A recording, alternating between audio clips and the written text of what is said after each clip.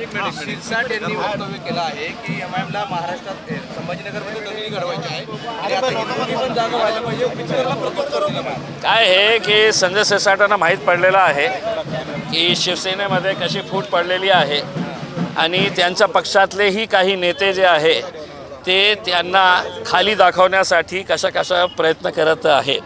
अशा परिस्थितीमध्ये त्यांच्याकडे काहीही राहिलेलं नाही आहे. त्यांच्याकडे इलेक्शन आला म्हणजे एकच एजेंडा असतं त्यांचा, निवडणूक जिंकायची म्हणजे हिंदू मुस्लिम करायचं आणि तेच पुन्हा त्यांनी आणलेलं आहे. आता मी ज्या हर्सूलमध्ये आलेले आहे त्या प्रभागमध्ये 2 मुस्लिम कॅन्डिडेट्स आहे, एक SC समाजाचा कॅन्डिडेट आहे, एक हिंदू समाजाची ST कॅन्डिडेट आमची आहे.